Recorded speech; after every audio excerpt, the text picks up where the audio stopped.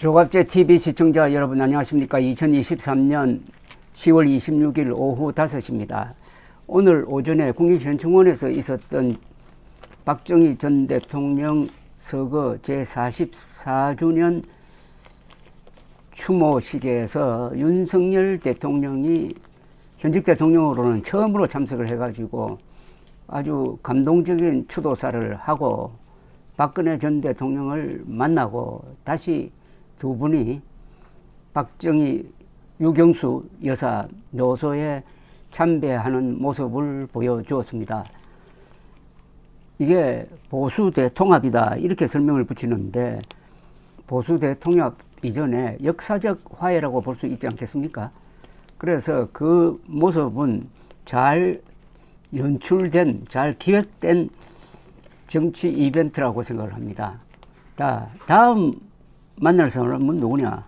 윤석열 대통령이 한때 대척점에 있었던 박근혜 전 대통령을 만났으니 이제 윤석열 대통령이 꼭 만나야 할 사람이 있습니다. 그분은 자신이 밀어낸 이준석 전 대표죠. 이준석 전 대표를 만나는 것 자체가 그게 뉴스가 되고 그게 전국의 방향에 어떤 영향을 줄 것이라고 생각하고, 그게 잘 되면은 다시 윤석열, 이준석 콤비 플레이가 복원될 수도 있습니다. 두 사람의 인연은 참 기복이 있습니다. 몇 번의 가출 그리고 재결합이 있었는데 2021년 가을에는 이준석 당시 국민의힘 대표가 윤핵관이 선거운동을 주도한다 해가지고 불만을 품고 일종의 가출을 했다가 윤석열 후보가 울산까지 내려가서 만나가지고 또 끌어안고 손들고 해가지고 한 달 남짓 잘 가다가 또 그해 12월 말부터 또 틀어졌습니다. 그래서 2022년 1월에 들어서면은 당시 김기현 원내대표가 의원총회를 열어가지고 이준석 대표를 불러서 아주 호되게 따져서 물러나라고 하는 그런 분위기 속에서 갑자기 그 자리에 윤석열 후보가 극적으로 등장해가지고 두 사람이 포옹을 하고 극적 화해를 했습니다. 그래서 두 사람이 갈등이 해소가 됐어요. 그 뒤에 아주 이준석 후보가 선거운동을 잘 했습니다. 이준석 후보의 선거운동은 전략이 있습니다. 대통령 선거는 권력을 결정하니까 이거는 대전략이 필요합니다. 결전장에서 전략을 세우는 것도 중요하지만 선거판에서 전략을 세우는 것은 정권을 왔다 갔다 하게 만드니까 그것은 보통 일이 아닙니다. 그런데 이준석은 전략이 있었습니다. 2030을 공략하되 여성은 포기하고 남성표만 확실하게 잡자. 이래서 이른바 이대남 전략을 세워가지고 여가부를 없앤다든지 아니면은 병사들 월급을 파격적으로 올려준다든지 하는 이런 전략을 걸고, 그걸 통해서 세대 포이론으로 갔습니다. 고립시킨다. 작용성이 강한 40대, 50대를 2030과 6070이 손잡고 포위한다 하는 전략을 했는데 이게 적중했습니다.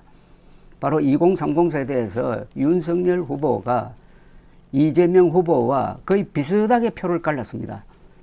역대 보수 대통령 후보 중에서 2030 세대에서 가장 많이 표를 얻었는데 그럼에도 불구하고 0.73%포인트 차이로 아주 아슬아슬하게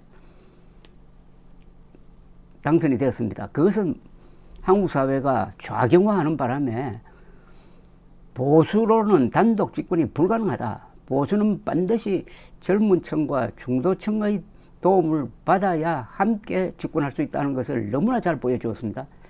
그러나 지방선거는 역시 이준석 대표가 지휘를 했는데 대승했습니다. 압승했습니다. 놀랍게도 그 다음에 일어난 일입니다. 윤석열 대통령이 이준석을 몰아냈습니다. 처음에는 징계를 했다가 그래서 전 이준석 대표, 전 대표로 만들어 놓았는데 그것으로 끝나지 않았습니다. 바로 유명한 이 권성동 의원의 문자 메시지 노출 사건입니다.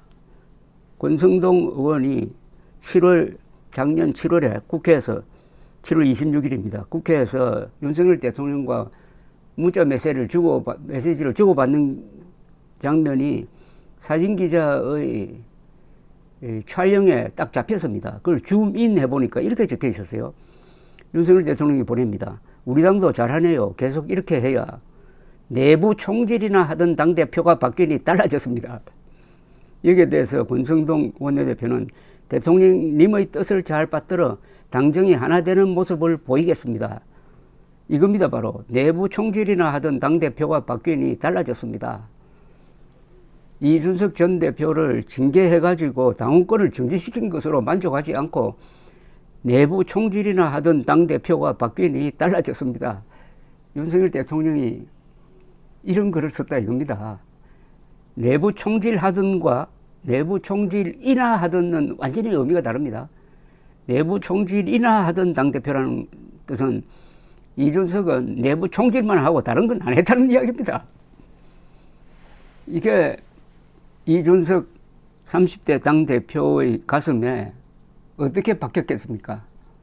이걸 어떻게 이해를 하겠습니까? 그리고 이준석을 매개로 해가지고 윤석열 대통령을 지지했던 2030 세대가 그 윤석열 대통령이 2030 세대의 대표라고 볼 수 있는 이준석을 향해서 내부 총질이나 하던 당대표가 바뀌니 달라졌습니다. 이런 문자 메시지를 보냈다고 한다면은 자기가 그런 모욕감과 배신감을 느끼는 것과 같은 일종의 대리 체험을 하지 않았을까요? 그런데 이때 윤석열 대통령이 이 사태를 수습할 마음이 있었으면 이준석 대표를 대통령실로 부르든지 아니면 공관으로 불러서 솔직하게 내가 실수했다.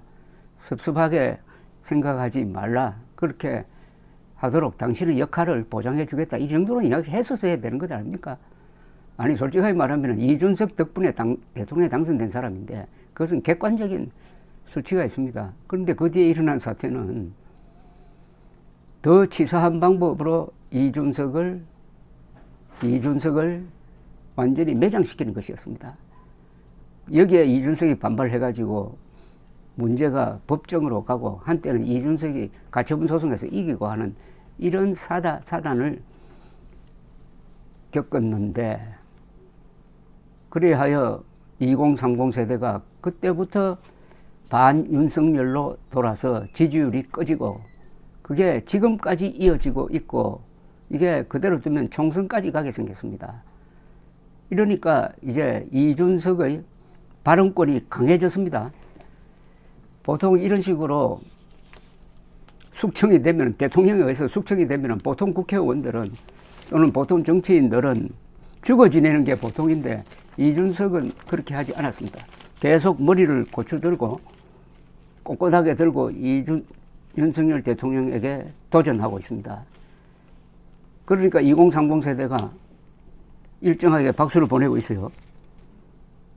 이제 국민의힘 안에서 이준석 씨에게 역할을 맡겨야 한다는 이야기가 공개적으로 나오기 시작했습니다.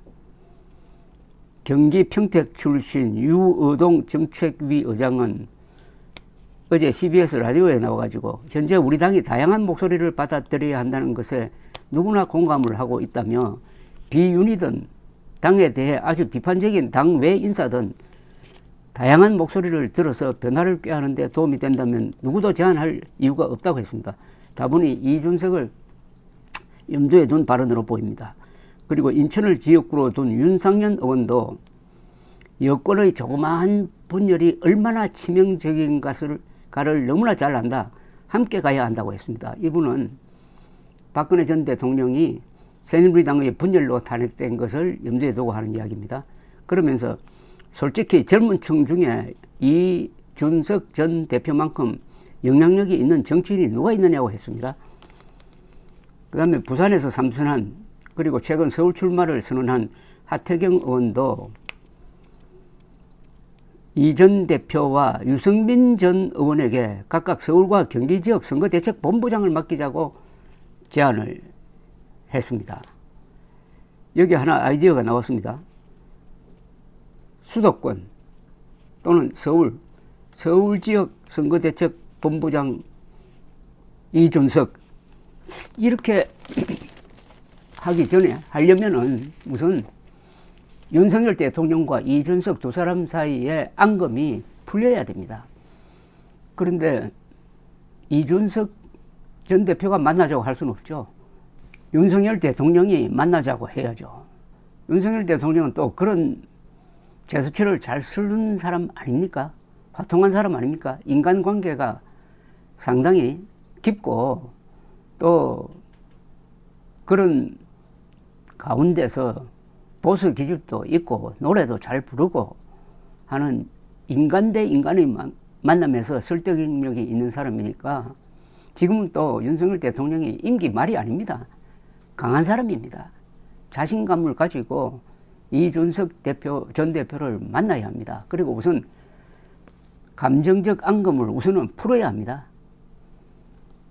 정책을 가지고 서로 비판하고 하는 것은 풀릴 수가 있습니다. 그러나 감정이 개재된 문제는 좀처럼 풀리지 않습니다. 한국 사람들에게 제일 중요한 것은 흔히 이념이라고 합니다만은 왜냐하면 이념이 적과 동지를 가르니까.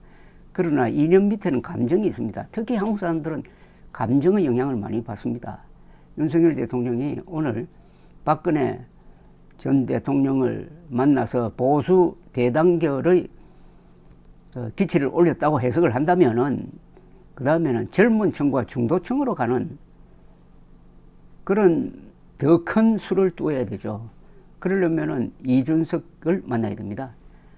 이것은 표와 관계가 있고 선거 전략과 관계가 있고 지금 여론 구조와도 관계가 있습니다. 표에 가장 큰 영향을 미치는 한 개인을 꼽으라면은 국민의힘 안에서는 김기현 씨도 아니고 이준석 전 대표라는 걸 부정할 수가 있습니까?